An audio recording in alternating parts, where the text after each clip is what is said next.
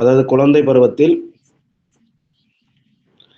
படிப்பதற்கு வாய்ப்பு கிடைக்காதவர்களுக்கு கல்வி வாய்ப்பை வழங்குவதற்காக உருவாக்கப்பட்டது தான் என்ன அப்படின்னாக்க இந்த வயது வந்தோர் கல்வி அப்படின்ட்டு. 1956 இந்திய அரசால தேசிய அடிப்படை கல்வி மையம் அப்படின்னு ஒன்று ஆரம்பிச்சாங்க. அதாவது தேசிய அடிப்படை கல்வி மையம், அதாவது நேஷனல் ஃபண்டமெண்டல் எஜுகேஷன் சென்டர் அப்படின்னு சொல்லி ஸ்டார்ட் பண்றாங்க. அதான் என்எஃப்இசி அப்படின்றோம்.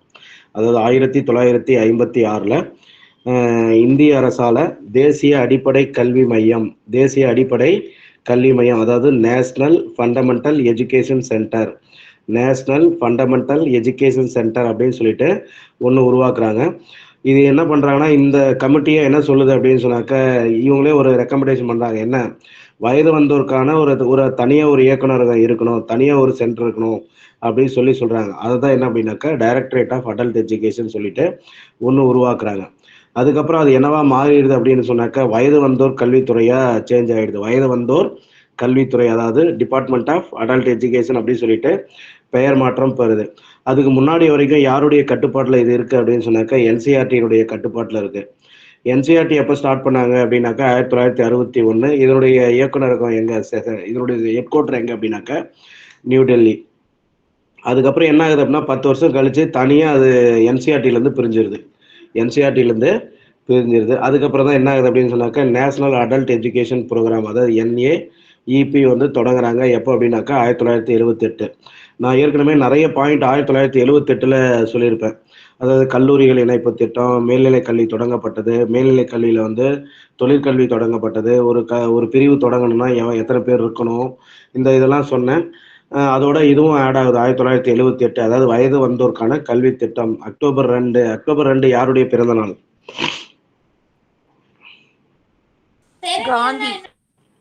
காந்தி பிறந்த நாள். அதாவது காந்தி பிறந்த நாள்ல அதை ஸ்டார்ட் பண்றாங்க. 2/10/1978 நேஷனல் அடல்ட் எஜுகேஷன் ப்ரோக்ராம் அப்படின்றத ஸ்டார்ட் பண்றாங்க. NAEP, வயது வந்தோருக்கான கல்வி திட்டம்.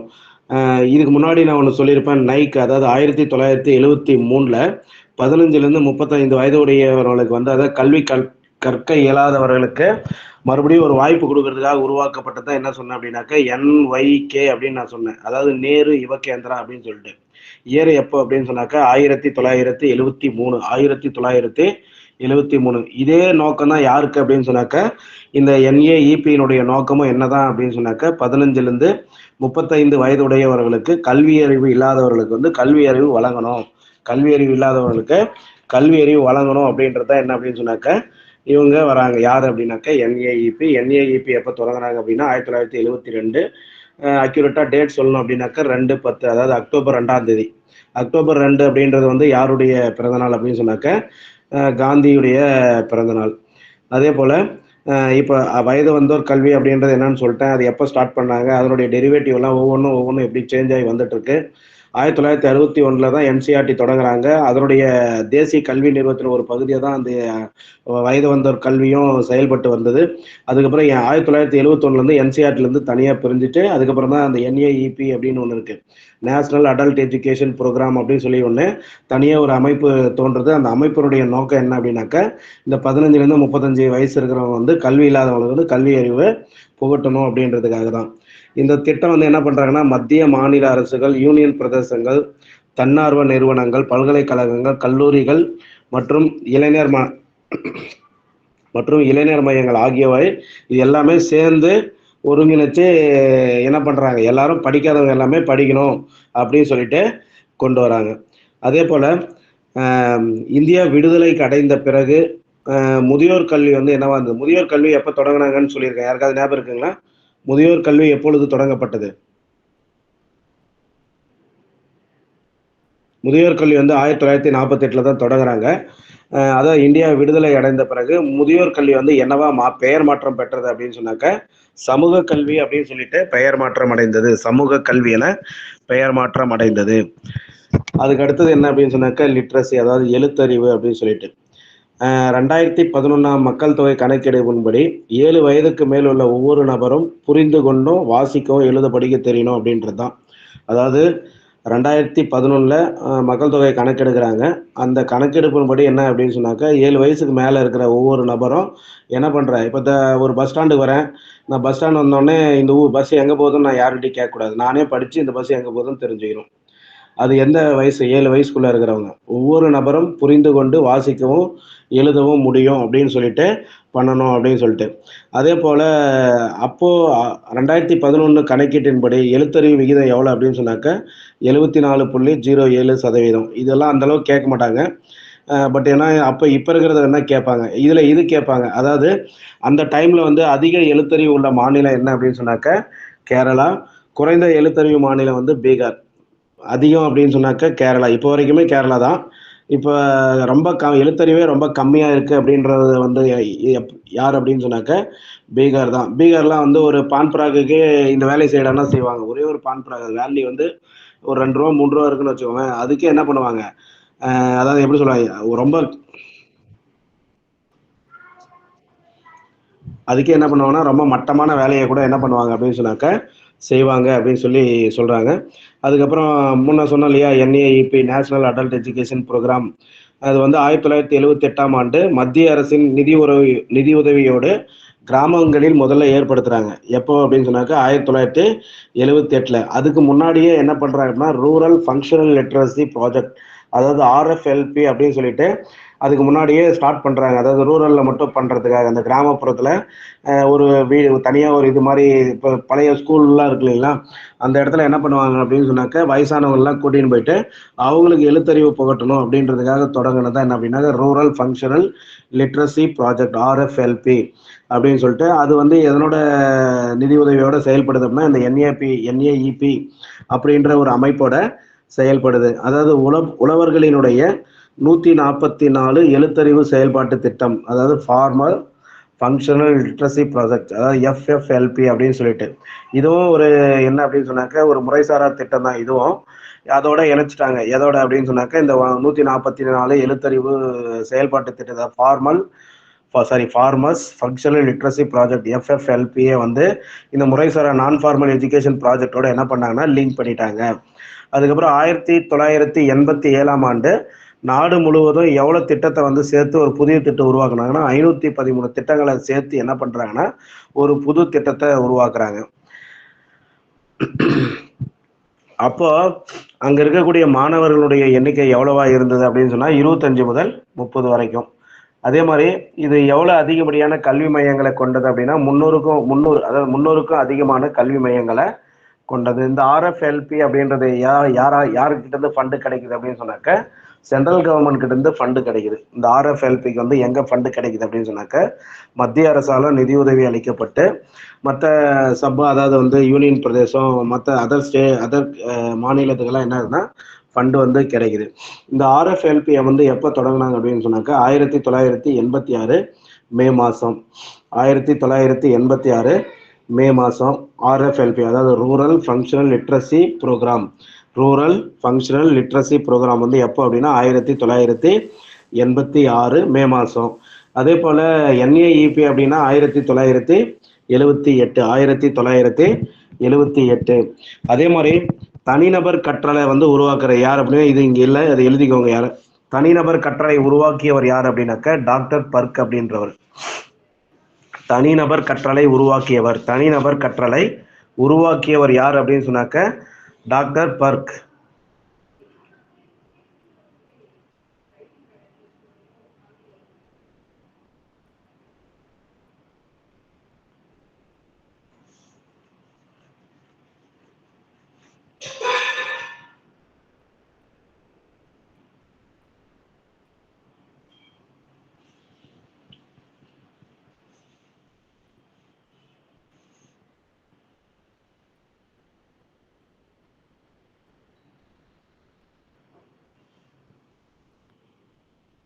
அடுத்து சொல்லிட்டுங்களா,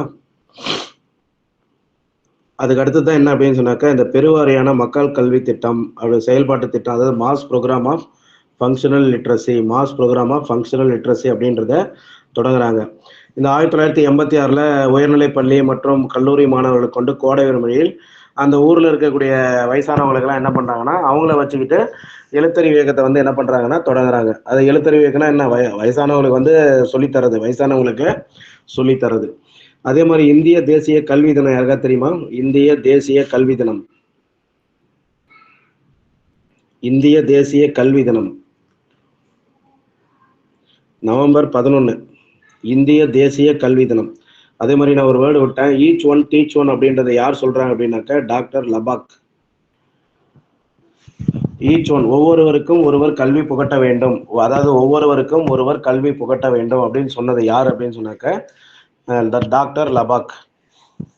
இதை நோட் பண்ணிக்கிறேன், இது இங்க இல்லைன்னு நினைக்கிறேன். ஒவ்வொருவருக்கும் ஒருவர் கல்வி புகட்ட வேண்டும், ஈச் ஒன் டீச் ஒன் அப்படின்னு சொன்னது யார் அப்படின்னு சொன்னாக்க டாக்டர் லபாக். அதே மாதிரி தனிநபர் கற்றலை உருவாக்கியவர் யார் அப்படின்னு சொன்னாக்க டாக்டர் பர்க். தனிநபர் கற்றலை உருவாக்கியவர் யார் அப்படின்னு சொன்னாக்க டாக்டர் பர்க். அதே மாதிரி ஈச் ஒன் டீச் ஒன் அப்படின்றத சொன்னது யார் அப்படின்னு சொன்னாக்க டாக்டர் லபாக்.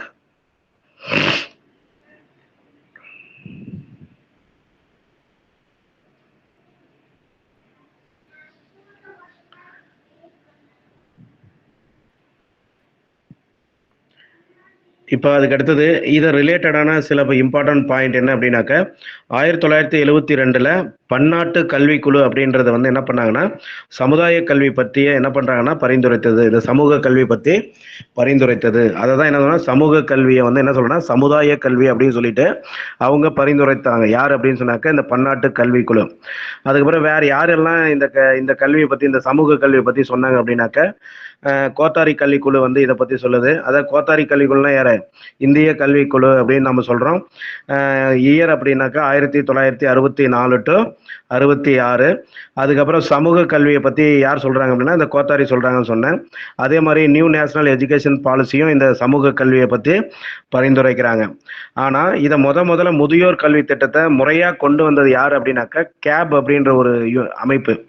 அது எப்போ அப்படின்னாக்கா முதியோர் கல்வி எப்போ தொடங்கினாங்கன்னா 1948. இந்த முதியோர் கல்வியை வந்து முறையாக திட்டமிட்டு கொண்டு வந்தது யார் அப்படின்னு சொன்னாக்க கேப் அப்படின்ற ஒரு அமைப்பு. கேப் அப்படின்னாக்க என்ன அப்படின்னு சொன்னாக்க அதுக்கு அப்ரிவேஷன் எழுதிக்கிறீங்களா? இந்த கேப் அப்ரிவேஷன் எழுதிக்கோங்க.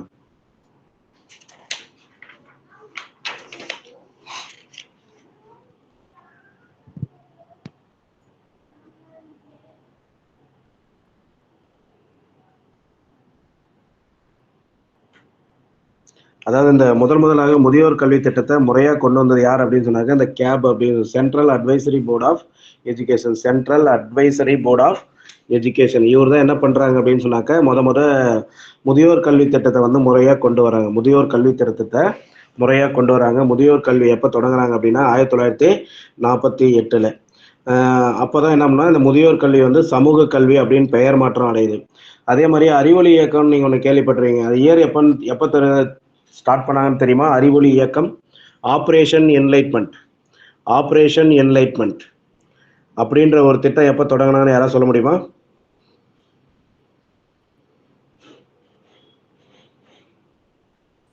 சரி, ஓகே. 1990. தேசிய எழுத்தறிவு இயக்கம் வந்து எப்போ அப்படின்னா 1988. எப்போ தொடங்கினாங்கன்னா மே 5 தொடங்குறாங்க. இதனுடைய நோக்கம் என்ன அப்படின்னு சொன்னாக்க 88 தொடங்குறாங்க. அதாவது நேஷனல் லிட்ரரி மிஷன் அப்படின்னு சொல்லுவோம். 1995 15 30 வயசு வரையவங்களை வந்து என்னன்னா 80 மில்லியன் எழுத்தறிவு இல்லாத நபர்களுக்கு வந்து எழுத்தறிவு தரணும். அதாவது 80 மில்லியன் எழுத்தறிவு இல்லாத நபர்களுக்கு எழுத்தறிவு வழங்குவதே இதன் நோக்கம் அப்படின்னு சொல்லிட்டு ஸ்டார்ட் பண்றாங்க. அதுக்கப்புறம் 1990 அறிவொளி இயக்கம் அப்படின்னு சொல்லிட்டு ஸ்டார்ட் பண்றாங்க. 1990 அறிவொளி இயக்கம். நேஷனல் லிட்ரரி மிஷன் அப்படின்னு சொன்னாக்க 1988. இதனுடைய நோக்கம் என்னன்னா 95 அந்த 15 35 வயசு இருக்கக்கூடிய 80 மில்லியன் படிக்காதவங்களுக்கு வந்து படிப்பு தரணும் அப்படின்றது தான் இதனுடைய நோக்கம். தேசிய எழுத்தறிவு இயக்கம் வந்து எது வரைக்கும் நீட்டினாங்க அப்படின்னா 2010 வரைக்கும். 2010 வரைக்கும் தேசிய எழுத்தறிவு இயக்கம் வந்து எது வரைக்கும் நீட்டப்பட்டது அப்படின்னு சொன்னாக்க 2010 வரைக்கும். இது மட்டும் தானா அப்படின்னு சொன்னாக்க PAE அப்படின்னு சொல்லி ஒரு அமைப்பு இருக்கு. இந்த பாலிவேலண்ட் அடல்ட் எஜுகேஷன் அப்படின்னு சொல்லிட்டு இது எங்க, அதை பல்நோக்கு முதியோர் கல்வி திட்டம். பல்நோக்கு முதியோர் கல்வி திட்டம், அதாவது PAE பாலிவேலண்ட் அடல்ட் எஜுகேஷன். இது எங்க தொடங்கினாங்கன்னா 1967 தொடங்கினாங்க. பம்பாயில தொடங்குறாங்க. இது எதுக்காக தொடங்கினாங்கன்னு வச்சுக்கோங்க, நகர்ப்புறத்துல இருக்க தொழிலாளர்களுக்காக. ஏன்னா பகல் டைம்ல வேலைக்கு போயிடுவாங்க. அவங்கள ஈவினிங் டைம்ல வந்தோடனே அந்த நைட் டைம்ல கொஞ்சம் என்ன பண்ணாங்கன்னா ஒரு 6 டு 7 இல்லை 7 டு 8 அது மாதிரி வந்து அவங்களுக்கு வந்து எஜுகேஷன் வந்து கொடுக்கணும் அப்படின்னு தொடங்கினதுக்கு தான் நம்ம பாலிவேலண்ட் அடல்ட் எஜுகேஷன் சொல்லுவோம். பல்நோக்கு முதியோர் கல்வி திட்டம் 1967 பம்பாயில வந்து தொடங்குறாங்க. இது எதுக்காக அப்படின்னு சொன்னாக்க நகர்ப்புறத்தில் இருக்கக்கூடிய தொழிலாளர்களுக்காக, நகர்ப்புறத்தில் இருக்கக்கூடிய தொழிலாளர்களுக்காக. அதாவது NLM அப்படின்னாக்க அப்ரிவேஷன்ஸ்ல கேட்கலாம். தேசிய எழுத்தறிவு இயக்கம் அப்படின்னு சொல்லலாம், இல்லை அப்படின்னாக்கா தேசிய கல்வி அறிவு இயக்கம் அப்படின்னு சொல்லலாம். நேஷனல் லிட்ரஸி மிஷன் அப்படின்னு சொல்லுவோம். எப்போ அப்படின்னா 1988 1990 தான் என்னன்னா அறிவொளி இயக்கம் ஸ்டார்ட் பண்றாங்க. 1990 அறிவொளி இயக்கம் ஆப்ரேஷன் என்லைட்மெண்ட் அப்படின்னு சொல்லுவாங்க. Operation enlightenment. தேசிய எழுத்தறிவு இயக்கம் வந்து எதுக்கு, அதனுடைய மிஷன் என்னன்னா 1995 இந்த 15 35 வயசு இருக்கக்கூடிய 80 மில்லியன் எழுத்தறிவு இல்லாத நபர்களுக்கு வந்து எழுத்தறிவு தரணும் அப்படின்ட்டு தான். அதுக்கப்புறம் இது எது வரைக்கும் கொண்டு வந்தாங்க அப்படின்னு சொன்னாக்கா 2010 வரைக்கும் கொண்டு வராங்க. 2010 வரைக்கும். நான் முன்னாடியே ஒன்று சொன்னேன், FFLP அப்படின்னு சொல்லி ஃபார்மர்ஸ் ஃபங்க்ஷனல் லிட்ரஸி ப்ரோக்ராம். இது யாருக்கு அப்படின்னு சொன்னாக்க உழவர்களுக்காக. முன்னாடியே நான் ஒன்று சொன்னேன், 1967 சொன்னேன்னா எங்க எதுக்காக உருவாக்குனாங்க, உழவர்களுக்கான ஒரு கல்வி திட்டம். நான் முன்ன சொன்னது வந்து நகர்ப்புறத்தில் இருக்கிற தொழிலாளர்களுக்காக, அந்த PAE. இந்த FFLP அப்படின்றது வந்து என்ன, உழவர்களுக்காக. இதுவும் எப்பதான் தொடங்குறாங்கன்னா 1967. அதுக்கு கீழே பாருங்க வருது பாருங்க, பாலிவேலண்ட் எஜுகேஷன் வந்திருக்கு. தொழிலாளர்களுக்கான கல்வி நிறுவனங்கள் மற்றும் பல்நோக்கு வயது வந்தோருக்கான கல்வி நிறுவனங்கள். டியர் தப்பா இருக்கு, 1977.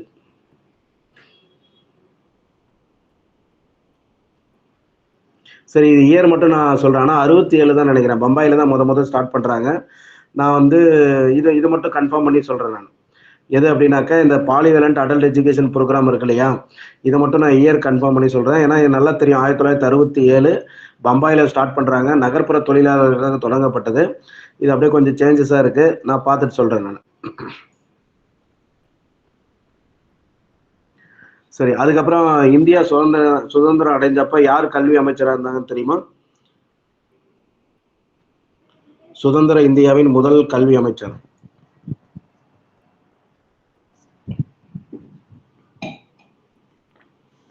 நானே சொல்லிடுறேன். அபுல் கலாம் ஆசாத் தான் வந்து முதல் கல்வி அமைச்சர். அவர் வந்து ஒரு புத்தகம் எழுதுறாரு. என்ன புத்தகம் அப்படின்னாக்க இந்தியா வின்ஸ் ஃப்ரீடம் அப்படின்னு சொல்லி ஒரு புத்தகம் எழுதுறாரு. அது எதுல எழுதியிருக்காரு அப்படின்னு சொன்னாக்க உருதுல எழுதியிருக்காரு. அந்த புக்கை ஆங்கிலத்துல மொழிபெயர்க்கிறது யார் அப்படின்னு சொன்னாக்க ஹுமாயூன் கபீர். ஹுமாயூன் கபீர் அப்படின்றவர் வந்து இந்த இந்தியா வின்ஸ் ஃப்ரீடம்ன்ற புத்தகத்தை வந்து யார் எழுதுறாங்கன்னா அபுல் கலாம் ஆசாத். அவர் யார் அப்படின்னு சொன்னாக்க சுதந்திர இந்தியாவினுடைய முதல் கல்வி அமைச்சர். அவர் வந்து இந்தியா வின்ஸ் ஃப்ரீடம் அப்படின்ற புத்தகத்தை உருதுல எழுதுறாரு.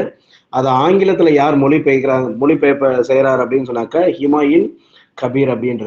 அந்த ஹுமாயூன் கபீர் வந்து என்ன சொல்றாருன்னா, முதியோர்களை நாட்டில் நல்ல குடிமக்களாக செய்வது எது அப்படின்னாக்க சமூக கல்வி தான் அப்படின்னு சொல்லிட்டு சொல்றாரு. அதாவது முதியோர்களை நாட்டில் நல்ல குடிமக்களாக செய்வது எது அப்படின்னு சொன்னாக்க இந்த சமூக கல்வி அப்படின்ற ஸ்டேட்மெண்ட்டை சொல்றது யார் அப்படின்னு சொன்னாக்க ஹுமாயூன் கபீர். இந்த ஹுமாயூன் கபீர் வந்து அபுல் கலாம் ஆசாத் எழுதிய புத்தகத்தை, அதை இந்தியா வின்ஸ் ஃப்ரீடம், அந்த புத்தகத்தை வந்து அபுல் கலாம் ஆசாத் உருதுல எழுதுறாரு. அந்த அபுல் கலாம் ஆசாத் வந்து யார் அப்படின்னு சொன்னாக்க சுதந்திர இந்தியாவினுடைய முதல் கல்வி அமைச்சர். சுதந்திர இந்தியாவினுடைய முதல் கல்வி அமைச்சர். அதை வந்து உருதுல எழுதியிருப்பாரு. இந்தியா வின்ஸ் ஃப்ரீடம் அப்படின்ற புத்தகத்தை உருதுல எழுதியிருப்பாரு. அதை ஆங்கிலத்துல மொழிபெயர்ப்பது யார் அப்படின்னு சொன்னாக்க ஹுமாயூன் கபீர். இதெல்லாம் தான் என்ன அப்படின்னு சொன்னாக்க அதாவது சமூக கல்வி, முதியோர் கல்வி, அதுக்கான அடிஷ்னல் பாயிண்ட்ஸ். இது இல்லாம இன்னொன்னு இருக்கு, அடல்ட் எஜுகேஷன் அப்படின்ற ஒரு புத்தகத்தை யார் எழுதிருக்காருன்னா டாக்டர் ஜெயகோபால் அப்படின்றவர் வந்து எழுதியிருக்காரு. அடல்ட் எஜுகேஷன் அப்படின்ற ஒரு புத்தகத்தை யார் எழுதியிருக்காங்க அப்படின்னு சொன்னாக்க ஜெயகோபால் அப்படின்றவர் வந்து எழுதியிருக்காரு. அடல்ட் எஜுகேஷன் அப்படின்ற ஒரு புத்தகத்தை யார் எழுதுறாங்கன்னா ஜெயகோபால். அதுக்கு அடுத்தது என்னன்னா பள்ளி கல்வி குழுக்களுக்கான, அதாவது பள்ளி கல்விக்கான குழுக்கள். இது அப்படியே ஒவ்வொன்றா பார்ப்போம். ஃபர்ஸ்ட் இங்க ஒரு டேபிள் காலம் கொடுத்துருக்காங்களா, அதுல ஒவ்வொன்றும் கொடுத்துருக்காங்க பாருங்க. அன்டர் குழு, அதுக்கப்புறம் இந்திய கல்விக்குழு, பல்கலைக்கழக குழு. அதே மாதிரி இந்திய பல்கலைக்கழக சட்டம் எப்போ ஏற்றப்பட்டது அப்படின்னு சொன்னாக்க 1902. இதே புத்தகத்தில் எங்கேயோ நான் 1904ன்னு பார்த்த மாதிரி இருக்கு. அந்த இயரும் நான் உங்களுக்கு கன்ஃபார்ம் பண்ணுறேன். இந்திய 1904 எங்கேயோ பார்த்துருக்கேன். நான் உங்களுக்கு அந்த இயர் இங்கே எதெல்லாம் ப்ராப்ளம் வருதோ அதெல்லாம் நான் உங்களுக்கு சொல்லிடுறேன் நான். இதில் அப்படியே லைனாக பார்த்தீங்கன்னா, கல்கத்தா பல்கலைக்குழு இதனுடைய சேர்மன் யாருன்னா சாட்லரு. ஹர்டாக் குழு அப்படின்றதுன்னா சர் வில்லியம் ஹர்டாக் தான் இதனுடைய சேர்மன் 1929. அதுக்கப்புறம் சாப்ரு, அப்புறம் ஆபர்ட், அதாவது தொழிற்புரட்சி பாலிடெக்னிக் உருவாக்க இவரால் தான் உருவாகுது. அப்புறம் ஜாகிர் ஹுசைன் கமிட்டி. அதுக்கப்புறம் 1939 கெர்குழு அப்படின்னு இருக்கு. இதுக்கு முன்னாடி தான் 1937 இந்த கெர்குழு அப்படின்றது என்னன்னா மத்திய ஆலோசனை கல்விக்குழுக்கான வர்தக் கல்விக்குழு, அது ஆராயறதுக்காக வந்தவங்க. அதுக்கப்புறம் கேப்னு ஒரு அமைப்பு, மத்திய ஆலோசனை கல்விக்குழு. அதுக்கப்புறம் சுதந்திர போராட்டத்துக்கு அப்புறம் வர்றது என்னம்னா யூஜிசி அப்படின்னு சொல்லுவாங்க, யூனிவர்சிட்டி கிராண்ட் கமிஷன், பல்கலைக்கழக நிதி நல்கை ஆணையம் அப்படின்னு சொல்லிட்டு லைனாக வரும். இப்போ அதை ஒவ்வொன்றும் நம்ம பார்க்கலாம். இங்கே என்னன்னா சும்மா இது என்னென்ன வருது அப்படின்றத ஒரு பேசிக்காக கொடுத்துட்டாங்க இயரோட. இப்போ நாம் அதுக்கப்புறம் என்ன பண்ணுறோம்னா மேலே டீப்பாக பார்க்க போகிறோம். ஒவ்வொரு கல்விக்குழு எதனால் வந்தது, என்னென்ன பண்ணாங்க, ஏற்கனவே யூஜிசி எப்போ தொடங்கினாங்க, எப்போ உருவாக்குனாங்க, அதனுடைய ஹெட் குவார்டர் எங்கே, அதெல்லாம் நம்ம டிஸ்கஸ் பண்ணியிருக்கோம். அதனுடைய சேர்மன் யார் அப்படின்னு சொன்னாக்கா சர்வப்பள்ளி டாக்டர் ராதாகிருஷ்ணன். எது அப்படின்னு சொன்னாக்கா பல்கலைக்கழக கல்விக்குழு. இதனுடைய சேர்மன் யார் அப்படின்னு சொன்னாக்கா சர்வப்பள்ளி டாக்டர் ராதாகிருஷ்ணன். இவர் என்ன சொல்லியிருப்பாருன்னா, இன்டர்மீடியட் காலேஜ்லாம் ஓப்பன் பண்ணோம், இன்டர்மீடியட் காலேஜ்லாம் என்ன பண்ணோம் ஓப்பன் பண்ணோம், அதே மாதிரி தொழிற்கல்வி பயிற்றுக்கூடங்கள்லாம் உருவாக்கணும் அப்படின்னு சொல்றது யார் அப்படின்னு சொன்னாக்க டாக்டர் ராதாகிருஷ்ணன். டாக்டர் ராதாகிருஷ்ணன் இவர் என்ன பண்றாரு அப்படின்னு சொன்னாக்க இந்த கேப் இருக்கு இல்லையா, அதாவது central advisory board of education CABE. இது என்ன பண்ணுவோம், பல்கலைக்கழகங்களுக்கு இடையேயான வாரியத்தினுடைய பரிந்துரையை பின்பற்றி இந்தியா கவர்மெண்ட் என்ன பண்ணுதுன்னா 1948ஆம் ஆண்டு டாக்டர் ராதாகிருஷ்ணன் தலைமையில் ஒரு பல்கலைக்கழக கல்விக்குழுவை நியமித்தது. அப்போ எப்போ ஸ்டார்ட் பண்ணுறாங்கன்னா 1948. இதுக்கு யாருடைய உதவியோட இதை ஸ்டார்ட் பண்ணுறாங்கன்னா கேப் அப்படின்னு சொல்லக்கூடிய ஒரு அமைப்போட ஸ்டார்ட் பண்ணுறாங்க. இவர் என்ன பண்ணுறாருன்னா இவருக்கு ஒரு துணைத் தலைவர் வச்சுக்கிறார். யார் அப்படின்னு சொன்னாக்க திருமதி ரக்ஷா சரண் அப்படின்றவர் வச்சுக்கிறாங்க.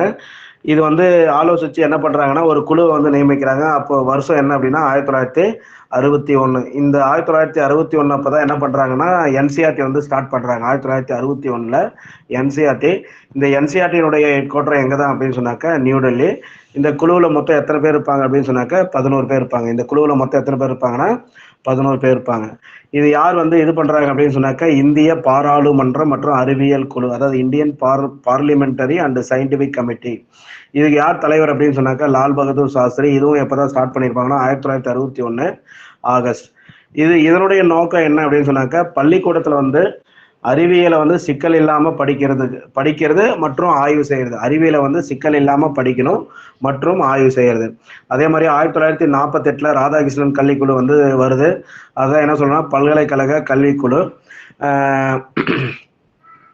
இது சுதந்திரத்துக்கு அப்புறம் உருவாக்கப்பட்டது. ஏன்னா 1947 சுதந்திரம் கிடைக்குது. அதுக்கு பிறகு உருவாக்கப்பட்ட முதல் கல்விக்குழு. இவங்க என்ன பண்றாங்க அப்படின்னு சொன்னா இதனுடைய chairman Sarvepalli doctor Radhakrishnan intermediate காலேஜை நிறுவனம் அப்படின்னு சொல்றாரு. அதுக்கப்புறம் தொழிற்கல்வி பயிற்சி கூட்டங்களை இது பண்ணோம்னு சொல்றாங்க. எப்போ அப்படின்னா 1948 இவர் என்ன பண்றாருன்னா ஒரு துணைத் தலைவரை வச்சுக்கிறாரு. அவர் பேர் என்ன ரக்ஷா சரண் அப்படின்னு சொல்லிட்டு திருமதி ரக்ஷா சரண். அவர் ஒரு இதை கிரியேட் பண்றாரு. அந்த குழு எப்போ உருவாக்குறாங்க அப்படின்னா 1961 இவர் நியமிக்கிறாரு. 1961 எதனோட தொடர்புடையதுன்னா என்சிஆர்டியோட தொடர்புடையது. இந்த குழுவில் மொத்தம் எத்தனை பேர் இருப்பாங்க அப்படின்னாக்கா 11 பேர் இருக்காங்க. அதுக்கப்புறம் இந்திய பாராளுமன்ற அறிவியல் குழு அப்படின்னு ஒன்று இருக்கு. அதுக்கு தலைவர் யார் அப்படின்னு சொன்னாக்க சேர்மன் யாருன்னா லால் பகதூர் சாஸ்திரி, திரு லால் பகதூர் சாஸ்திரி. இதுவும் எப்பதான் அப்படின்னு சொன்னாக்கா 1961 தான் ஆகஸ்ட் மாதம். இதனுடைய நோக்கம் என்னன்னா பள்ளிக்கூடத்தில் அறிவியலை சிக்கல் இல்லாமல் படிக்கணும் மற்றும் ஆய்வு செய்யணும். இதுதான் இதனுடைய நோக்கம். அதுக்கப்புறம் தான் என்ன இந்திய கல்விக்குழு அல்லது கல்விக்குழு அப்படின்னு சொல்லிட்டு இதை தான் பிஓல கொஸ்டினாக கேட்டாங்க. ஜஸ்ட் கல்விக்குழுன்னு மட்டும் கேட்டாங்க. Year 1964 to 66. அதே மாதிரி இதனுடைய தலைவர் யார் அப்படின்னு சொன்னாக்க பி சபாநாயகம் குழு அப்படின்றோம். 1977ஆம் ஆண்டு திரு பி சபாநாயகம் அப்படின்ற ஒரு தலைமையின் கீழே என்ன பண்றாங்கன்னா கல்வித்துறை மற்றும் சமூக நலத்துறை இதை என்ன பண்றாங்க அப்படின்னு சொன்னாக்க தொழிற்கல்வி மையமாதல் மற்றும் திட்டக்குழுவுடன் இணைத்தல் அப்படின்றத என்ன பண்றாங்கன்னா இவங்களோட கலந்து ஆலோசிச்சு ஒரு குழு அமைக்கிறாங்க. இவங்க 3 பேரும் சேர்ந்து என்ன பண்றாங்கன்னா, இந்த 3 கமிட்டியும் சேர்ந்து ஒரு குழுவை இது பண்றாங்க. அதுக்கப்புறம் தான் வர்றது யாரு அப்படின்னு சொன்னாக்கா, ஈஸ்வர் ராய் பட்டேல் குழு அப்படின்னு ஒண்ணு வருது. இவர் யாரு அப்படின்னு சொன்னாக்கா, vice chancellor of Gujarat university. Year எப்ப அப்படின்னு சொன்னாக்கா 1978. இயர் வந்து 1978. மேபி இங்க 77ன்னு குடுத்துருக்காங்க. இதுவும் கரெக்ட் தான். ஆனா வந்து ஈஸ்வராய் பட்டேல் குழு வந்து எப்போ அப்படின்னு சொன்னாக்கா 1978. அதே மாதிரி இவரு என்ன சொல்லியிருக்காங்கன்னா, சோசியல் யூஸ்ஃபுல்லி இது வந்து எஸ்யூபிட சோசியல் யூஸ்ஃபுல் ப்ராடக்ட் ஒர்க்கு. இது வந்து ப்ராடக்டிவ் ஒர்க்குன்னு இருக்கு. ஆனா அதை சேஞ்ச் பண்ணிக்கோங்க. Social social useful product work. Social useful product work change பண்ணிக்கோங்க. இங்க கொஞ்சம் தப்பா இருக்கு. இவர் வந்து என்ன சொல்றாருன்னா, 12 ஆண்டு வந்து ஆரம்ப பள்ளி வந்து படிக்கணும். அதுக்கப்புறம் தான் உயர்நிலை பள்ளி, அதுக்கப்புறம் இளங்கலை சொல்றோம் இல்லையா, யூஜி கோர்ஸ், அது வந்து 3 வருஷம் படிக்கணும் அப்படின்னு சொல்றது யார் அப்படின்னு சொன்னாக்க, இந்த ஈஸ்வர் ராய் பட்டேல் குழு தான்.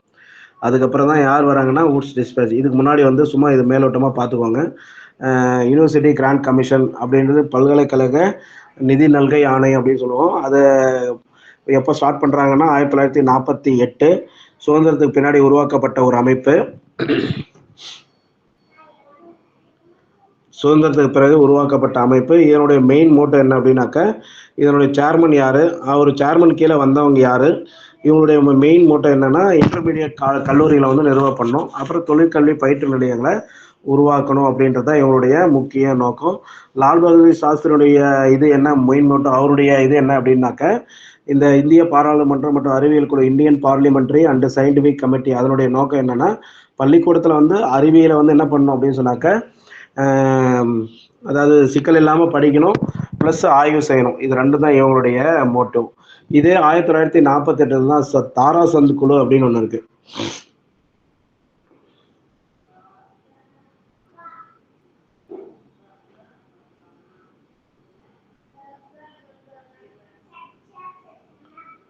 சரி, தாராசந்த் குழு இல்லை, அதை அப்படியே சொல்லிடுறேன் நான்.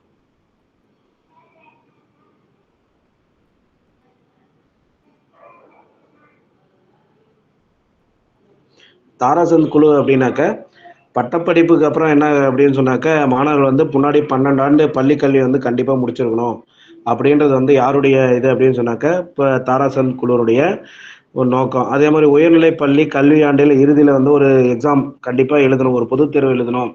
நம்ம எப்படி 10th போகும்போது எஸ்எஸ்எல்சி எக்ஸாம் எழுதுறோம் இல்லையா, அந்த மாதிரி ஒரு எக்ஸாம் கண்டிப்பா எழுதணும் அப்படின்னு சொல்றது யார் அப்படின்னாக்க, தாராசந்த் குழு. இது எப்போ இயர் வந்து 1948. அப்போ வந்து 48னா 2 விஷயம் ஞாபகம் வச்சுக்கணும். சர்வப்பள்ளி டாக்டர் ராதாகிருஷ்ணன் அது ஞாபகம் வச்சுக்கோங்க, பிளஸ் தாராசந்த் குழு ஞாபகம் வச்சுக்கோங்க. அதுக்கு அடுத்தது தான் என்ன அப்படின்னு சொன்னாக்க, வுட்ஸ் அறிக்கை. அதுக்கு அடுத்தது தான் என்ன அப்படின்னாக்க, வுட்ஸ் அறிக்கை. வுட்ஸ் குழு 1854 சொல்லியிருக்கேன். இந்த கிழக்கிந்திய கம்பெனியினுடைய தலைவர் யார் அப்படின்னு சொன்னாக்க, controller of East Indian company யார் அப்படின்னு சொன்னாக்க, சார்லஸ் வுட்ஸ். இவர் வந்து ஆங்கில வழி கல்வி மற்றும் பெண் கல்வியை வந்து பரப்புவதில் முக்கிய பங்காற்றியிருக்காரு. ஆங்கில வழி கல்வி, அதே மாதிரி வந்து ஆங்கில வழி கல்வி தான் சிறந்தது அப்படின்னு சொன்னது யார் அப்படின்னு சொன்னாக்க, ஆக்லண்ட் அப்படின்னு ஒருத்தர் சொல்லியிருப்பாரு. ஆங்கில வழி கல்வி தான் சிறந்தது அப்படின்னு சொன்னது யார் அப்படின்னாக்க, ஆக்லண்ட். அதே போல 1854 இந்தியாவினுடைய கவர்னர் ஜெனரல் டல்கௌசி ஒரு அறிக்கையை அனுப்புறாரு. இவர் யாரு அப்படின்னாக்க, இவரு யாரு,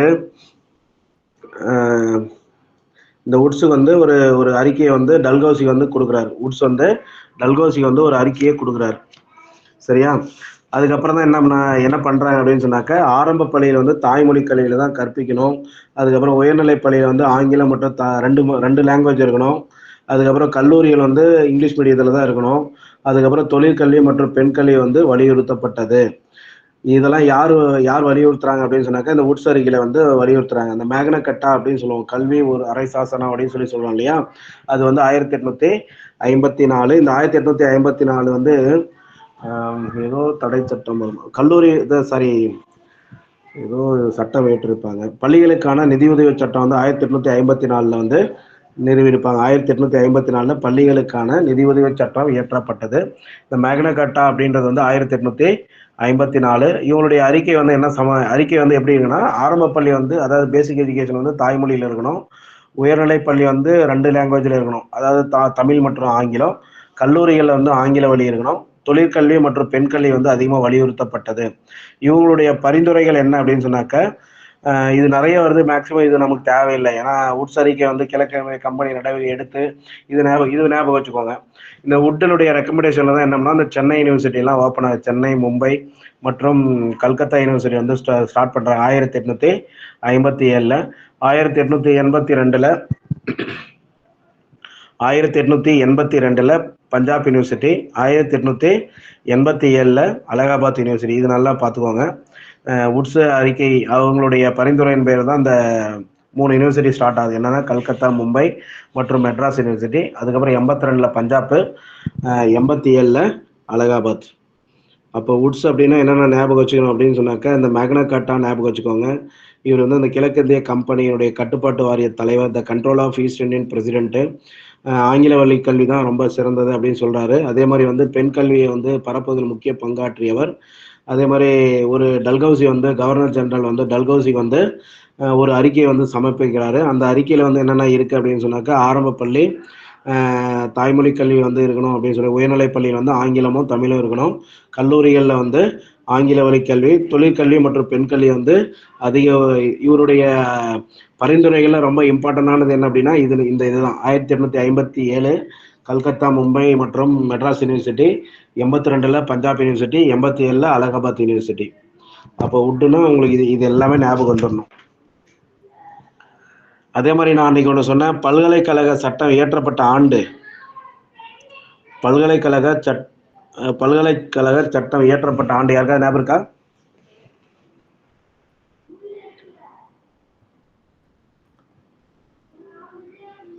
மெக்காலே கல்வி மெக்காலேயனுடைய ஒரு கோட்பாடு சொன்ன யாருக்கா ஞாபகம் இருக்கா?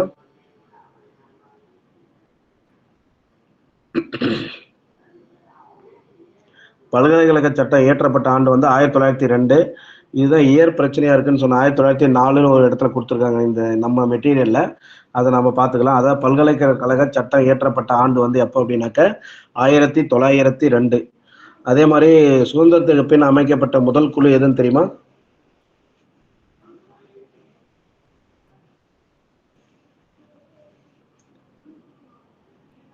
பல்கலைக்கழக கல்விக்குழு. டாக்டர் ராதாகிருஷ்ணன் அவர் தான் வருது தலைவர். அதுக்கப்புறம் உட்ஸ் அறிக்கையை பற்றி யாராவது ஒரு 2 வேர்டு 3 வேர்டு சொல்ல முடியுமா? Important woods dispatch. ஆங்கில கல்வி தான் சிறந்தது அப்படின்னு சொன்னவர் யாரு? யாராவது ஒருத்தர் சொல்லாமே. கீழ் நோக்கி வடிதல் கோட்பாடு. கீழ் நோக்கி வடிதல் கோட்பாடு வந்து யாருன்னா மெக்காலே. கீழ் நோக்கி வடிதல் கோட்பாடு யாருன்னா மெக்காலே. ஆங்கில வழி கல்வி தான் சிறந்தது அப்படின்னு சொன்னது வந்து ஆக்லாந்து. அதே மாதிரி சுதந்திரத்துக்கு பின்னாடி அமைக்கப்பட்ட முதல் கல்விக்குழு எது அப்படின்னு சொன்னாக்க எது? ராதாகிருஷ்ணன் கல்விக்குழு. அதுக்கு அடுத்தது தான் என்ன அப்படின்னா ஹண்டர் கமிஷன். இந்த ஹண்டர் கமிஷன்னா ஃபர்ஸ்ட் இந்தியன் எஜுகேஷன் கமிஷன். சரியா? ஹண்டர் 1882. 1882 ஹண்டர் குழு ஃபர்ஸ்ட் இந்தியன் எஜுகேஷன் கமிஷன் சொல்றோம். இவங்களுடைய ரெக்கமெண்டேஷன்ல தான் என்ன தோன்றுறது அப்படின்னு சொன்னாக்க இரவு பள்ளி வந்து தோன்றுறது. இவங்களுடைய ரெக்கமெண்டேஷன்ல தான் எப்போ என்ன தொடங்குதுன்னா இரவு பள்ளி. இது எழுதி வச்சுக்கோங்க, இது இல்லைன்னு நினைக்கிறேங்க. இவங்களுடைய ரெக்கமெண்டேஷன்ல தான் என்ன பண்ணா இரவு பள்ளி தொடங்குறாங்க. இரவு பள்ளி 1927 நைட் ஸ்கூல்னு சொல்லுவோம். நவீன இந்தியாவினுடைய முதல் கல்விக்குழு வில்சன் ஹண்டர். இவர் வந்து ஒரு புள்ளியியலாளர், தொகுப்பாளர், சிவில் சர்வீஸில் வந்து உறுப்பினராக இருக்காரு. அதே மாதிரி 1862 இவர் வந்து வங்காள மாகாணத்தினுடைய நீதிபதியாக நியமிக்கப்பட்டார். இவருடைய சிறந்த படைப்பு என்னன்னா the imperial gazetteer of India. எப்போ அப்படின்னா 1869 imperial gazetteer of India. Imperial gazetteer of India யார் அப்படின்னு சொன்னாக்க Hunter first Indian education commission 1882. நவீன இந்தியாவினுடைய முதல் கல்விக்குழு. இவர் வந்து ஒரு புள்ளியியலாளர், தொகுப்பாளர், இந்திய சிவில் சர்வீஸில் உறுப்பினர். 1862 வங்காள மாகாணத்தினுடைய ஒரு நீதிபதியாக நியமிக்கப்பட்டார். இவருடைய படைப்பு என்னன்னா the imperial gazetteer of India 1869. 1886 Calcutta பல்கலைக்கழகத்தினுடைய துணைவேந்தராகவும் தேர்ந்தெடுக்கப்பட்டார். இவர் வந்து யார் இவரை நியமிக்கிறது? இந்த ஹண்டர் குழு வந்து யார் நியமித்தவர் அப்படின்னா வைசிராய் ரிப்பன் பிரபு, லார்ட் ரிப்பன் சொல்லுவோம் இல்லையா, லார்ட் ரிப்பன் பிரபு அவர் தான் வந்து இந்த அண்டர் கமிஷனுடைய குழு வந்து நியமிக்கிறவர் யார் அப்படின்னு சொன்னாக்க இவர் தான். இதனுடைய நோக்கம் என்ன அப்படின்னு சொன்னாக்கா உட்ஸ் அறிக்கையை நிறைவேற்றுறதை செயல்படுத்துறது. இப்போ உட்ஸ் வந்து இதை என்னென்ன சொன்னார், பெண் கல்வியை பற்றி சொன்னார், தாய்மொழி வழி கல்வி இருக்கணும் அப்படின்னு சொன்னார். அதே மாதிரி ஒவ்வொரு மாகாணத்திலையும் ஒரு கல்வித்துறை வந்து அமைக்கணும், அது இதெல்லாம் சொன்னார் இல்லையா. இதெல்லாம் உட்ஸ் வந்து எங்கெங்கெல்லாம் அவங்க ஃபெயிலியர் ஆச்சோ அதை எல்லாத்தையுமே இவங்க வந்து சரி பண்ணணும், அதை ஈக்குவல் பண்ணணும் அப்படின்றது தான் என்ன அப்படின்னு சொன்னாக்க இவங்களுடைய முக்கிய நோக்கம். 1882 சல் வில்லியம் ஹண்டர் அப்படின்ற தலைவரில் அறிக்கையை வந்து சமர்ப்பிக்கிறாங்க. இப்போ உட்ஸ் அறிக்கையில வந்து என்னென்னலாம் சமர்ப்பிச்சாங்க அப்படின்னு சொன்னாக்க அதே மாதிரி இவங்களும் ஒரு அறிக்கையை வந்து 1882 வந்து சமர்ப்பிக்கிறாங்க. அது என்னன்னா துவக்க கல்வி வந்து ஊக்குவிக்கணும், இடைநிலை கல்வியை ஊக்குவிக்கணும், உள்நாட்டு பள்ளிகளுக்கு வந்து நிதி உதவி அதாவது ஃபண்ட் வந்து அலாட் பண்ணணும், ஒழுக்கம் மற்றும் உடற்கல்வி பற்றி வலியுறுத்தணும் அப்படின்னு சொல்லிட்டு இவங்க என்ன பண்ணுவாங்க, பெண் கல்விக்கு போதுமான வசதிகள் ஏற்படுத்துகிறது, அப்புறம் முஸ்லீம் கல்வி வளர்ச்சிக்கு சிறப்பு கவனம் செலுத்துதல், இதெல்லாம் நம்ம அறிக்கையா அவங்க கொடுக்குறாங்க. ஓகே, ஆனா வந்து இதுல வந்து அவங்களால மேக்சிமம் எல்லாத்தையுமே வந்து இவங்களால செயல்படுத்த முடியல. அப்ப என்ன ஆகுதுன்னா அது வந்து ஜஸ்ட் ஒரு இதாவே ஸ்டாப் பண்ணிடுறாங்க, பரிந்துரையாவே போயிடுது, சொன்னதோட சரி. இதுல ஒரு சிலது மட்டும்தான் அவங்களால இது பண்றாங்க. அப்போ அண்டர் கமிஷன் அப்படின்னு சொன்னாக்க என்னென்ன ஞாபகம் வச்சுக்கணும் அப்படின்னா, first Indian education commission, night ஸ்கூலை இவங்க தான் வந்து இது பண்ணுறாங்க. அதே மாதிரி வேற என்ன அப்படின்னாக்கா இந்தியாவில் தொடங்கப்பட்ட முதல் கல்விக்குழுன்னு சொன்னேன், அதான் ஃபர்ஸ்ட் இந்தியன் எஜுகேஷன் கமிஷன். அதுக்கப்புறம் வில்லியம் இவர் வந்து ஒரு புள்ளியியலாளர், தொகுப்பாளர், சிவில் சர்வீஸ்ல வந்து ஒரு உறுப்பினராக இருக்காரு, வங்காள மாகாணத்தினுடைய நீதிபதியா நியமிக்கப்படுறாரு. இவருடைய படைப்புகள் என்னதான் இம்பீரியல் கெசட்டர் ஆஃப் இந்தியா அப்படின்ற படைப்பு படிச்சிருக்காரு. கல்கத்தா யூனிவர்சிட்டியுடைய துணைவேந்தரா பொறுப்பேற்றிருக்காரு, தேர்ந்தெடுக்கப்பட்டவர். இந்த அண்டர் கமிஷன் வந்து யார் வந்து வைக்கிறார் அப்படின்னு சொன்னாக்க வைஸ்ராய் ரிப்பன், லார்ட் ரிப்பன் அப்படின்றவர். இதனுடைய முக்கிய நோக்கம் என்னன்னா உட்ஸ் அறிக்கை அப்படின்னு நம்ம ஒன்று பார்த்தோம்னா 1854 மேக்னா கட்டா அவங்க எதெல்லாம் நடைமுறைப்படுத்த தவறினாங்களோ அதை எல்லாத்தையும் செய்யணும் அப்படின்றதுக்காக வந்தது தான் என்ன அப்படின்னாக்கா இந்த அண்டர் கமிஷன். இந்த அண்டர் கமிஷனை பற்றி நிறைய டைம் பிஓ, எஸ்சிஆர்டி, டெட் எல்லாம் கொஸ்டின் பார்த்துருப்பீங்க நீங்கள். இப்போவும் இதை பற்றி நிறைய கொஸ்டின்ஸ் கேட்டிருக்காங்க. அதுக்கு அடுத்தது தான் என்ன அப்படின்னு சொன்னாக்கா சாட்லர் குழு. இந்த சாட்லர் குழுனுடைய சேர்மன் யார் அப்படின்னு சொன்னாக்க மைக்கேல் சாட்லர் அப்படின்றவர் தான். இவர் வந்து கல்கத்தா பல்கலைக்குழு அப்படின்னும், இந்த இதை வந்து சாட்லர் குழு வந்து என்ன சொல்றாங்க, கல்கத்தா பல்கலைக்கழக குழு அப்படின்னும் அழைக்கப்படுது. எப்போ வரைக்கும் அப்படின்னா 17 to 19 1919 யாருக்காவது ஏதாவது இயர் ஞாபகம் இருக்குங்களா? தெரிஞ்சவங்க யாராவது சொல்லலாம். 1919 மிகப்பெரிய ஹிஸ்டரி, ஜாலியன் வாலாபாக் படுகொலை 1919. இந்திய அரசு வந்து 1917 மைக்கேல் சாட்லர் தலைமையில கல்கத்தா பல்கலைக்கழக குழுவை அமைச்சது. இந்த மைக்கேல் சாட்லர் வந்து என்ன பண்ணா லீட்ஸ் பல்கலைக்கழகத்தினுடைய துணைவேந்தராகவும் இருந்திருக்கார். லீட்ஸ் பல்கலைக்கழகத்தினுடைய துணைவேந்தர். இதனுடைய பரிந்துரைகள் வந்து பெருசா எதையும் சொல்லலை. இதுல இம்பார்ட்டன்டான விஷயம் எதுவுமே இல்லை எனக்கு தெரிஞ்சு சாட்லர்ல. மெயினா அந்த முஸ்லீம் மாணவர்களுக்கு வந்து ஊக்கமளித்தல் மற்றும் அவர்களினுடைய நலனை பாதுகாத்தல் மட்டும் பார்த்துக்குவாங்க. அதாவது முஸ்லீம் மாணவர்களுடைய ஊக்கமளித்தல் மற்றும் அவர்களுடைய நலனை பாதுகாத்தல், அதை மட்டும் தான் பெருசாக சொல்லியிருப்பாங்க. அதே மாதிரி வந்து டாடா யூனிவர்சிட்டி வந்து என்ன, டாக்கா யூனிவர்சிட்டியை வந்து துவக்குதல், establishment of teaching and residential university of Dhaka. இது ரெண்டு மட்டும் ஞாபகம் வச்சுக்கோங்க, மீது எதுவும் தேவையில்லை இதில். அதுக்கு அடுத்தது தான் என்ன அப்படின்னு சொன்னாக்க ஹார்டாக் குழு. ஹார்டாக் குழு வந்து 1929 ஒரு அறிக்கையை வந்து சமர்ப்பிக்கிறாங்க. ஹார்டாக் குழுனா நீங்க என்ன வந்து மெயினா ஞாபகம் வச்சுக்கணும் அப்படின்னா, இவங்களும் வந்து இந்த தேக்கம் கழிவு இதை பத்தி எல்லாம் பேசியிருப்பாங்க. ஆனா அதை பத்தி அவங்க எதுவும் பெருசா பேசல. இவங்க வந்து டீச்சர்ஸ்க்கு வந்து நிறைய பயிற்சி தரணும் அப்படின்னு சொல்ற ஒரே ஒரு மோட்டிவ் தான் என்ன அப்படின்னு சொன்னாக்க இந்த ஹார்டாக் குழு. அதாவது இந்த குழு பிரிட்டிஷ் இந்தியாவில் கல்வி வளர்ச்சி ஆய்வு செய்வதற்காக நியமிக்கப்பட்டது. அதாவது பிரிட்டிஷ் இந்தியாவால கல்வி வளர்ச்சி வந்து இந்தியாவில் எப்படி இருக்கு அப்படின்னு சொல்லிட்டு, அதே மாதிரியே இங்க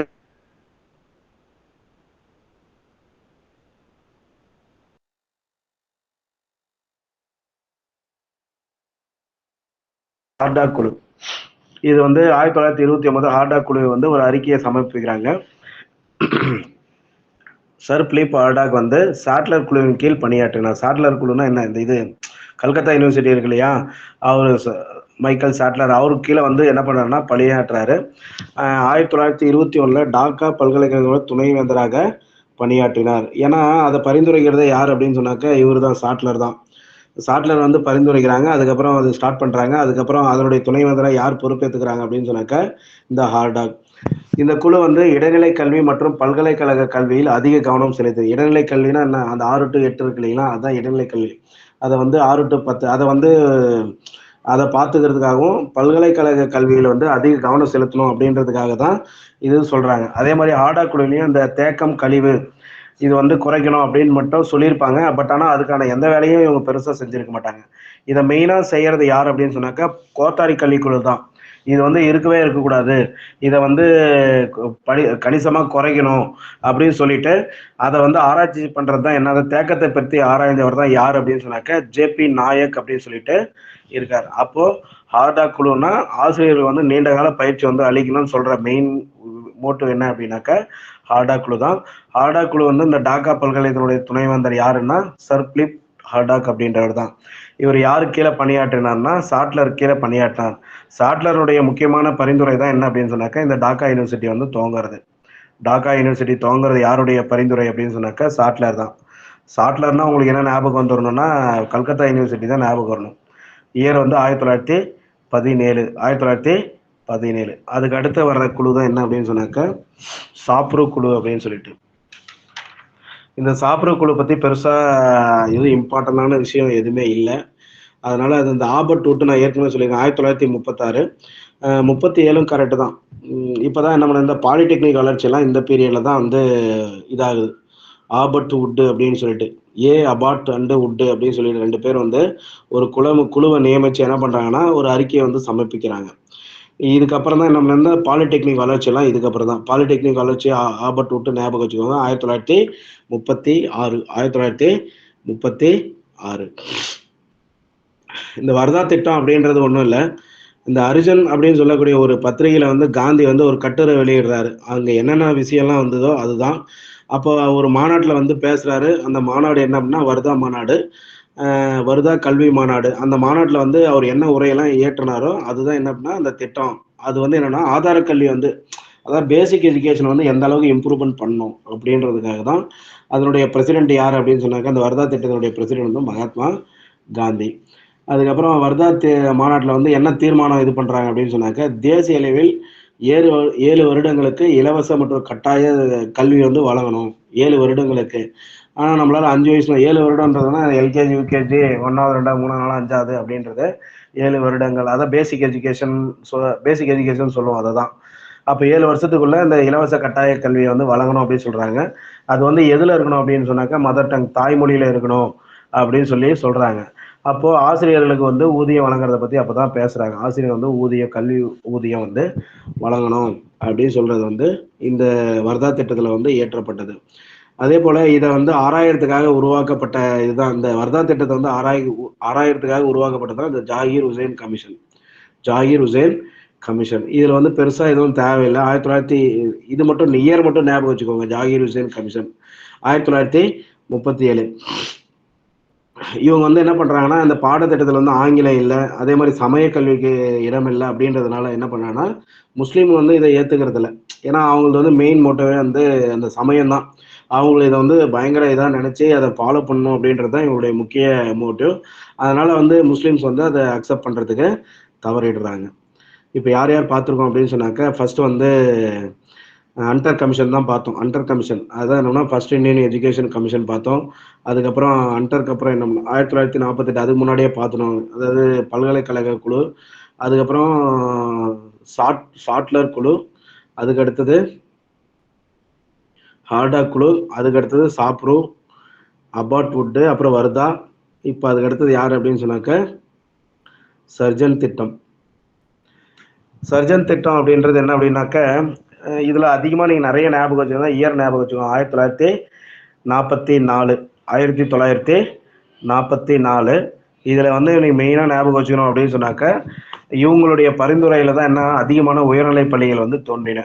அப்ப சர்ஜன் திட்டம் அப்படின்னா நீங்க அதிகமா ஞாபகம் வச்சுக்கிறது என்ன அப்படின்னு சொன்னாக்க உயர்நிலை பள்ளி ஞாபகம் வச்சுக்கோங்க. இந்த இவங்களுடைய அறிக்கையை வந்து எங்க சமர்ப்பிக்கிறாங்க அப்படின்னு சொன்னாக்கா கேபு கிட்ட சமர்ப்பிக்கிறாங்க. அதே மாதிரி போருக்கு பின்னாடி வந்து கல்வி வளர்ச்சி திட்டம் தான் இவங்களுடைய மெயின் மோட்டோ. இந்தியாவில் வந்து போருக்கு பிந்தைய கல்வி வளர்ச்சி திட்டம் அப்படின்னா யார் அப்படின்னாக்கா இந்த சர்ஜன் திட்டம். இந்தியாவில் கல்வியை மறுசீரமைப்பது இதன் மைய நோக்கம், மைய இலக்கு. யாருடைய இலக்கு அப்படின்னா சர்ஜன். இவங்களுடைய பரிந்துரையில தான் நிறைய உயர்நிலை பள்ளிகள் தோன்றுது. அதே மாதிரி இதுல வந்து எத்தனை உறுப்பினர்கள் இருப்பாங்க? 22 உறுப்பினர்கள். இவங்க எல்லாமே இந்தியாவை சார்ந்தவர்கள். இவங்க எல்லாமே இந்தியாவை சார்ந்தவர்கள். சர்ஜன் திட்டம் இந்திய அரசின் கல்வி ஆலோசகர், இந்திய அரசினுடைய கல்வி ஆலோசகர். இவருடைய பரிந்துரையில தான் அதிகமான உயர்நிலைப் பள்ளிகள், அதாவது உயர்நிலைப் பள்ளிகள் தோன்றின. அதே மாதிரி முன்பருவ கல்வி, துவக்க கல்வி, இடைநிலை கல்வி, பல்கலைக்கழக கல்வி மற்றும் கல்வியினுடைய பிற அம்சங்களை பற்றியும் பரிந்துரைத்தது இந்த இதுதான். மெயினாக வந்து உயர்நிலைப் பள்ளிகள் வந்து இவங்களுடைய பரிந்துரையில தான் என்னன்னா நிறைய இதாச்சு. இவங்களுடைய அறிக்கையை வந்து யாருக்கிட்ட சமைச்சாங்கன்னா கேபு கிட்ட சமர்ப்பிச்சாங்க. Central advisory board of education அவங்க கிட்ட வந்து சமர்ப்பிக்கிறாங்க. போருக்கு பின்னாடி வந்து பிந்தைய கல்வி வளர்ச்சி திட்டத்தை பற்றி அதிகமான அறிக்கை, அதாவது அதிகமான பிளானை எக்ஸிக்யூட் பண்ணது இவங்க தான். இந்தியாவில் வந்து கல்வியை மறுசீரமைப்பது தான் இவங்களுடைய நோக்கம். இந்தியாவில் கல்வியை மறுசீரமைப்பதே இதனுடைய இலக்காகும். பரிந்துரைகள் என்ன அப்படின்னு சொன்னாக்கா 6 to 11 வயசு இருக்கிற இந்திய குழந்தைகளுக்கு இலவச கட்டாய கல்வி.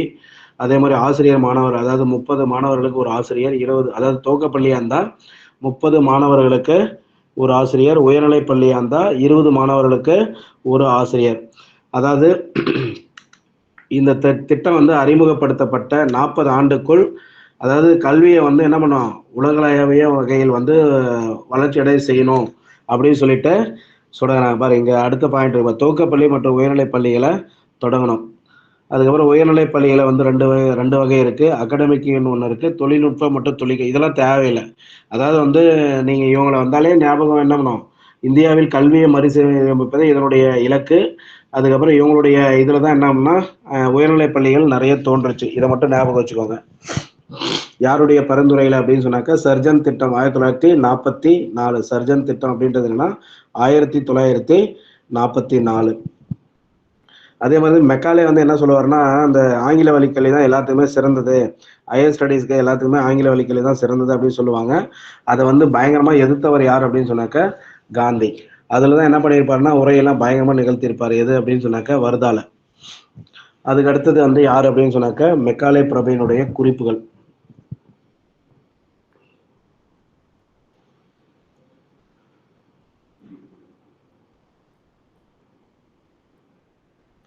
ரத்தம் மற்றும் வண்ணத்தில் இந்தியர்களை கொண்ட ஒரு வர்த்தகத்தை உருவாக்க விரும்பினார்.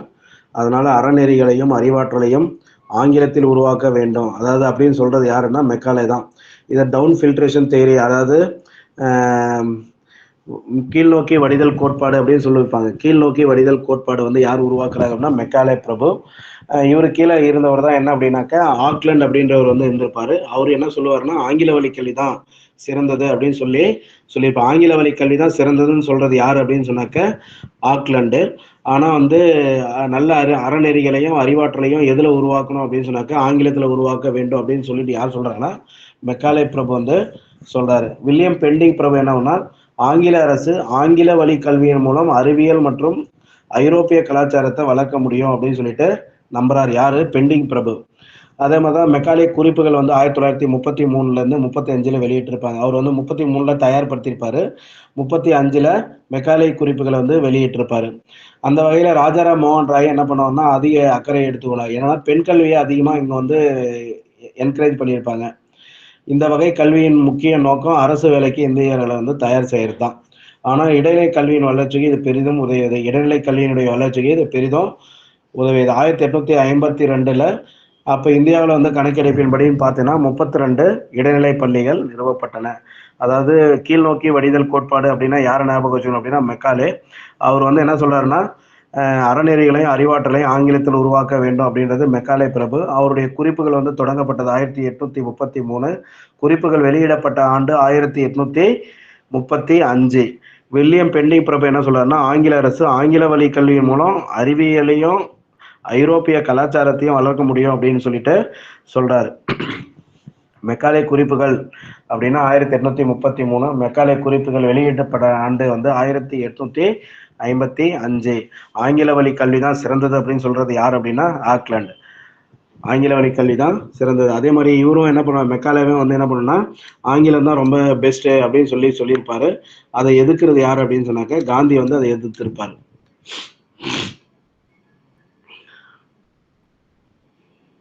பல்கலைக்கழக குழு அகைன் திரும்பவும் வருது. இடைநிலை பள்ளிகள் வந்து பல்கலைக்கழகத்துக்கு கீழ் வர வேண்டும் அப்படின்னு சொல்றாங்க.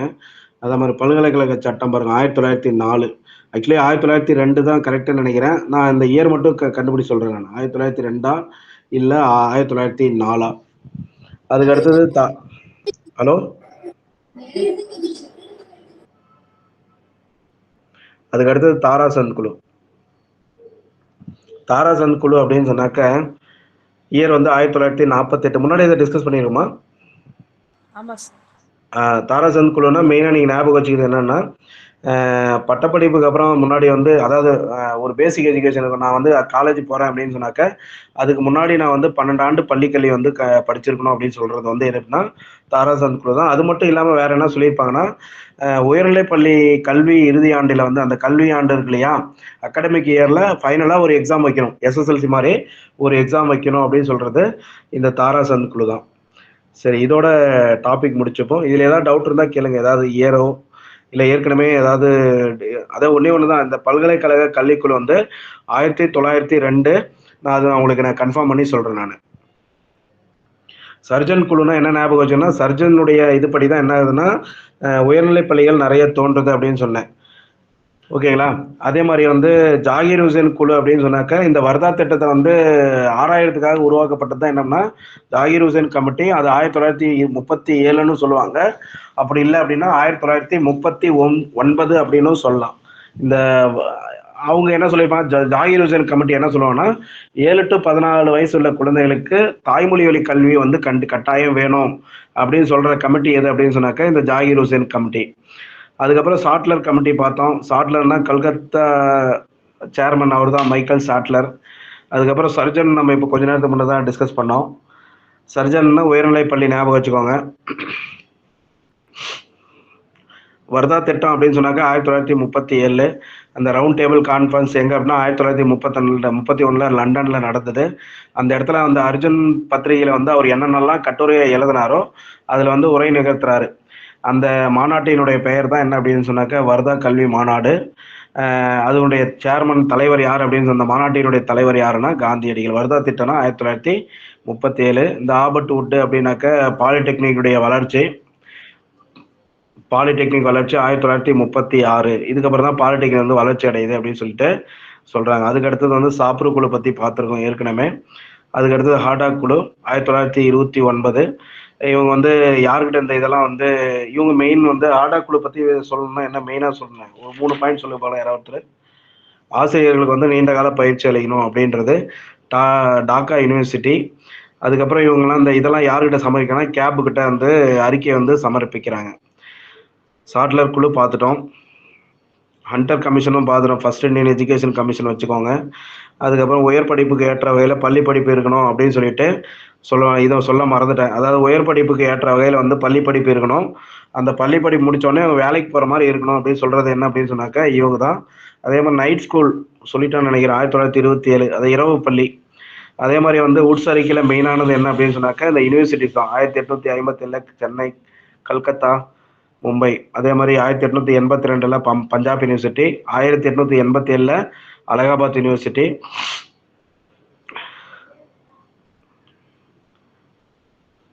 அதே மாதிரி ஈஸ்வர் ராய் பட்டேல் குழு, ஹண்டர் குழு.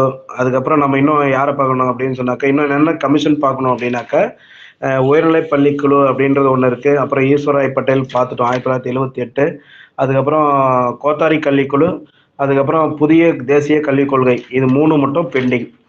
அதை வந்து நாளே இல்லை அடுத்த கிளாஸ் பார்த்துருவோம். இப்போ நடத்தின வரைக்கும் யாருக்காவது டவுட் இருக்குங்களா? யாராவது சொல்லலாம்.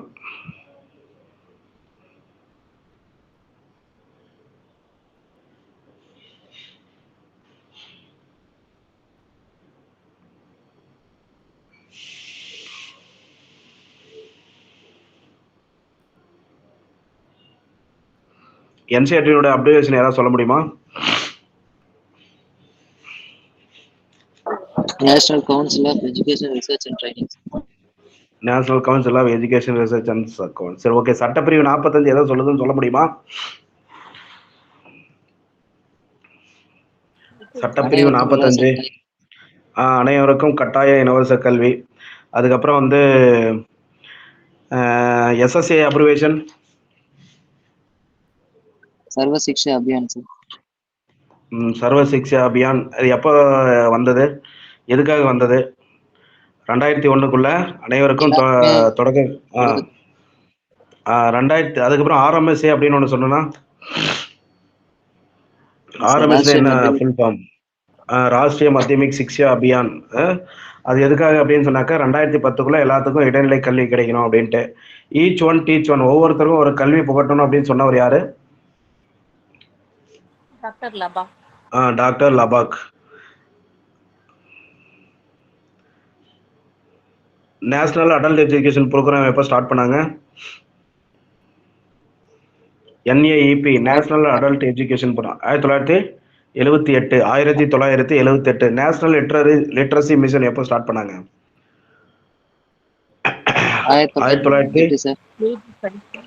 1988. என்எல்எம் அப்படின்னு நேஷனல் லிட்ரஸி மிஷன் அப்படின்னு சொல்லிட்டு. ஆபரேஷன் என்லைட்மெண்ட், அறிவொளி இயக்கம் 1990. Right, super.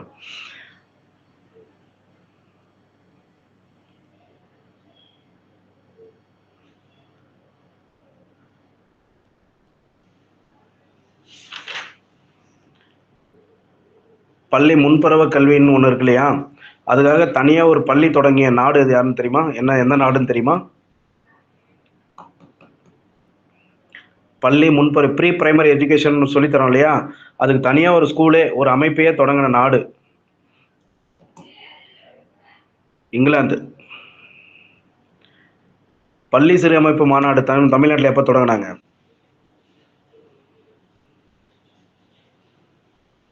1958.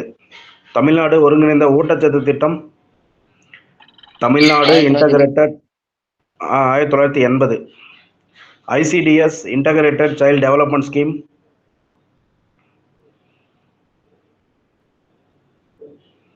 1975.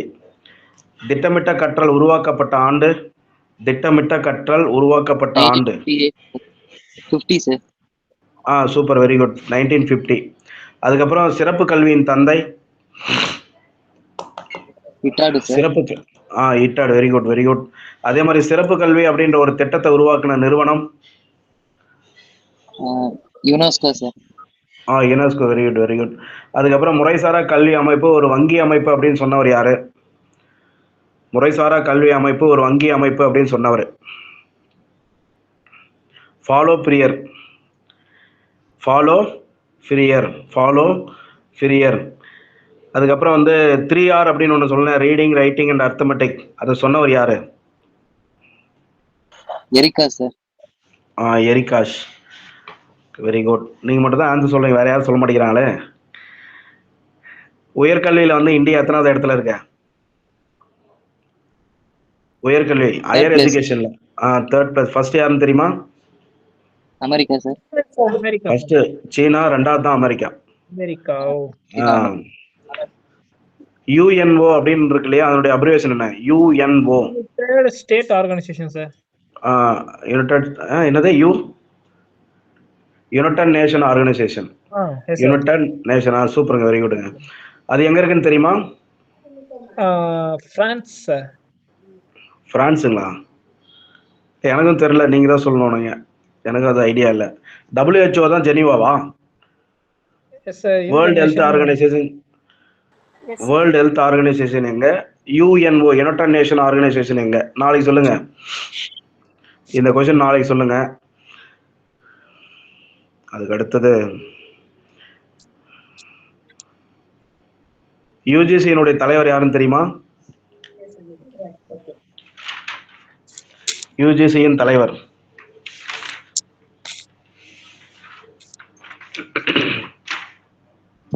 MHRDயினுடைய தலைவர் தான் யுஜிசியினுடைய தலைவர். NIT தமிழ்நாட்டில் எங்க இருக்குன்னு தெரியுமா? Trichy sir. Trichy. Super, very good. Common CAT அப்படின்ற ஒரு டெஸ்ட் வந்து யாருக்கு வைப்பாங்க? எம்சிஏ போற பசங்களுக்கு sir. MBA, MCA. Super.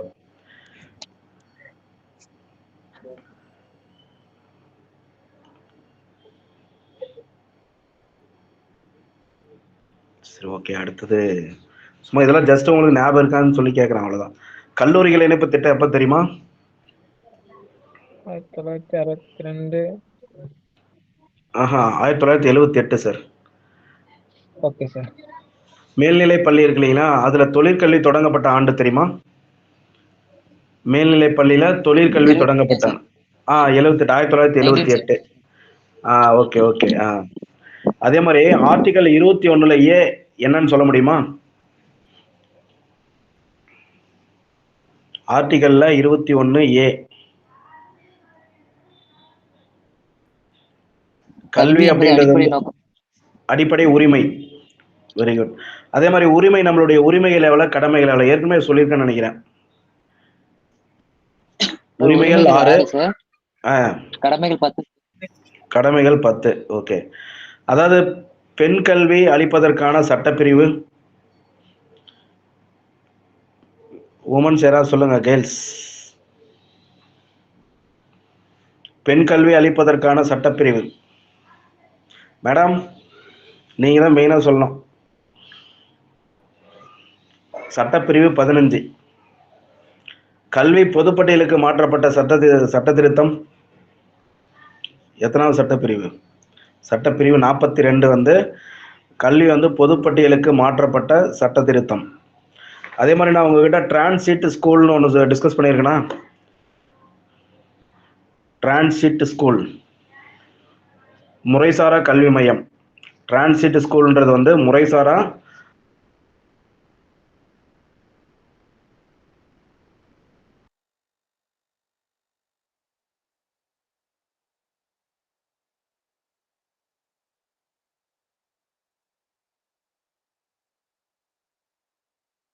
Hello hello இந்த கிளாஸ் இதோட முடிச்சுக்கலாங்களா? ஹலோ சார் முடிச்சுக்கலாம் சார். சரிங்க சார். Okay sir.